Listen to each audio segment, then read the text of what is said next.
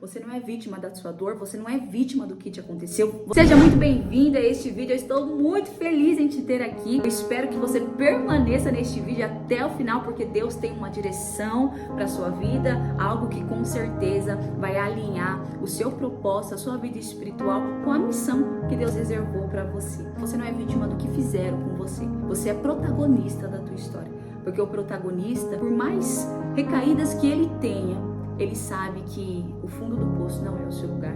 Então, abra já a tua Bíblia aí. Se você não tiver com a Bíblia na mão, corre lá, pega lá que eu te espero. 2 Reis, capítulo 5. Nós vamos falar sobre a serva de Naamã, né? O protagonista agora aqui dessa história não vai ser Naamã, vai ser a serva de Naamã, essa menina que foi um canal de bênção na vida deste homem. E a Bíblia vai nos dizer assim, livro de 2 Reis, capítulo 5. E Naamã, chefe do exército do rei da Síria, era um grande homem diante do seu senhor e de muito respeito, porque por ele o Senhor dera livramento aos sírios, e era este varão um homem valoroso, porém leproso.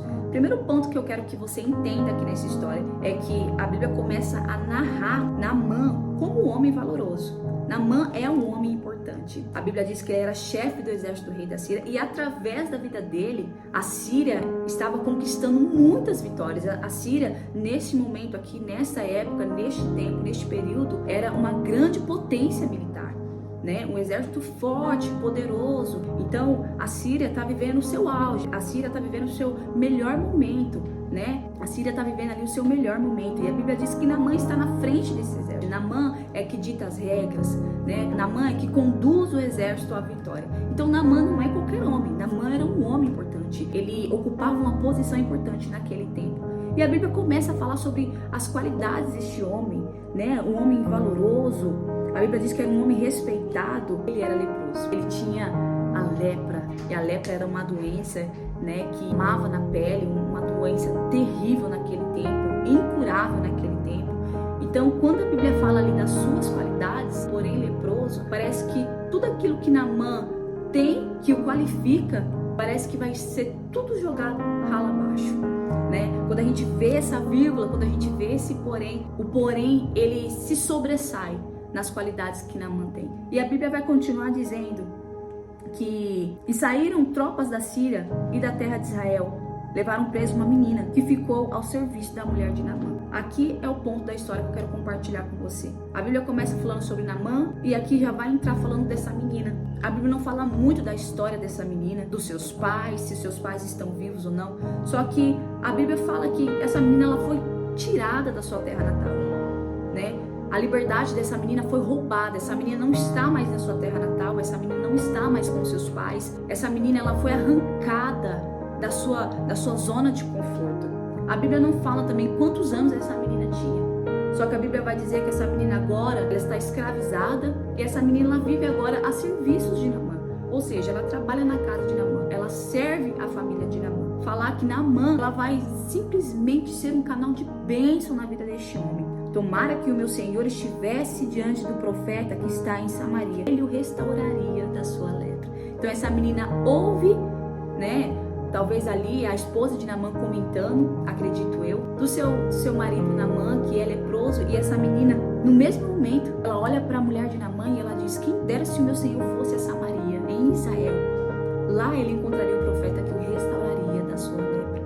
Primeiro que essa menina, ela é corajosa. Essa menina, ela nos ensina, não pode roubar de nós a coragem dada pelo Espírito Santo.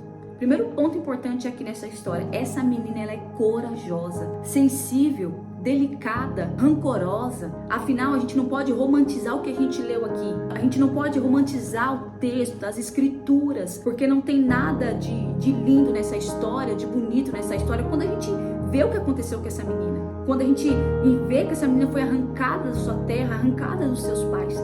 Só que mesmo tendo essa história dramática, triste que a gente lê aqui no texto, a gente vê que essa menina foi um canal de bênção na vida deste homem. Este homem que foi o responsável, um dos responsáveis por este sofrimento.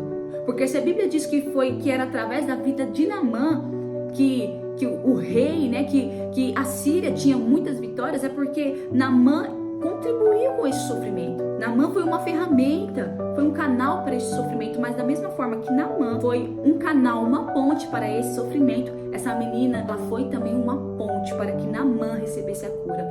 ela foi uma ponte de misericórdia para que este homem encontrasse novamente o caminho da cura, o caminho da restauração, né? E a sua vida ali foi totalmente transformada. Então, o primeiro ponto que você precisa levar como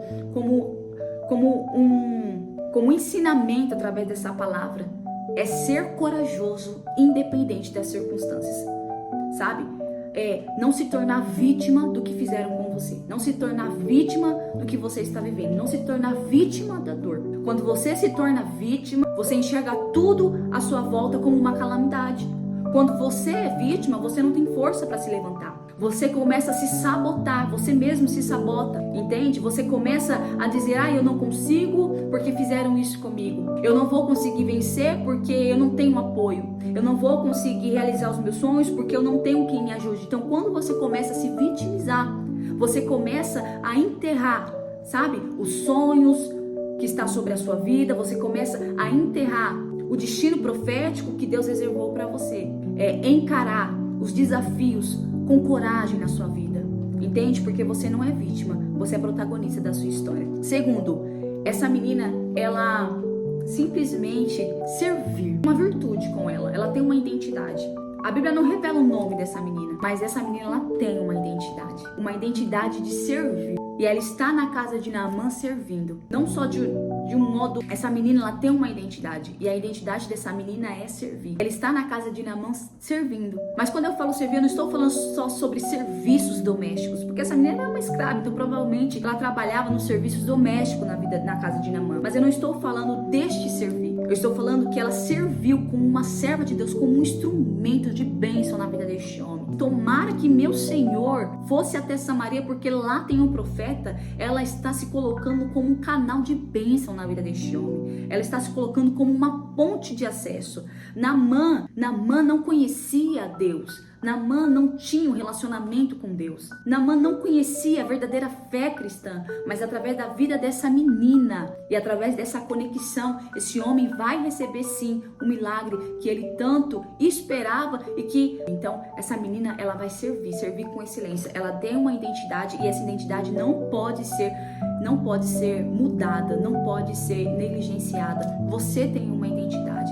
Você precisa entender que independente das lutas que você enfrenta ou do ambiente que você está, porque de fato o ambiente ele faz sim a diferença, mas quando você tem uma identidade, o ambiente ele não muda, ele não altera o seu caráter, ele não altera a sua identidade, ao contrário, a sua identidade ela se evidencia no ambiente que você está e entender que você tem uma identidade, independente do lugar aonde você está hoje, um lugar talvez sofrendo pressão psicológica, né? Sentimentos estão bagunçados, desorientados, independente do que você está enfrentando. Se você olhar para si mesmo e reconhecer que você tem uma identidade em Cristo, essa identidade não pode ser alterada. Terceiro, essa menina, ela vai demonstrar algo muito importante na vida de uma mulher virtuosa, mesmo Naamã sendo o canal para todo o sofrimento que essa menina tinha sofrido na vida dela, ela vai ter compaixão daquele homem, sabe? Ela vai se colocar como um instrumento nas mãos de Deus, como uma menina que olha, sabe, para quem lhe causou tanta dor e em vez dela despertar um sentimento de raiva, de ódio, de rancor, e ela vai usar dessa compaixão na vida de Naamã. A Bíblia diz que no versículo 4, então entrou Naamã e o notificou ao seu senhor, dizendo, assim e assim falou a menina, que é da terra de Israel. A menina, ela tem algo muito poderoso na vida dela. Primeiro, a identidade. Ela sabe quem ela é. Independente do cenário que ela está vivendo, ela sabe quem ela é. Segundo, essa menina, ela não perdeu a fé. Em meio ao cenário de destruição emocional que essa menina poderia estar, ela não perde a fé, ela não perde a esperança. Entende? Mesmo que Deus não livrou ela quando Deus poderia ter livrado, mesmo quando Deus não poupou o sofrimento que ela enfrentou, mesmo quando Deus poderia ter poupado esse sofrimento, essa menina tem uma identidade, essa menina não perde a fé em meio ao ambiente que ela está vivendo e ela é um canal de bênção na vida daqueles que estão à sua volta. E essa menina carrega algo muito importante, algo que ela com certeza aprendeu e que ela não esqueceu, que é o poder da palavra. O poder da nossa influência. Nós temos um poder muito grande de influência, sabe? Um poder muito grande.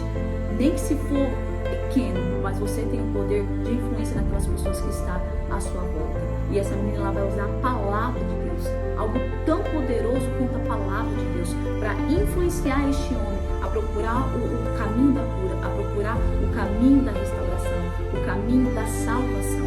Porque mais para frente a gente vai ver que Naamã, ele vai fazer uma aliança com Deus de Israel.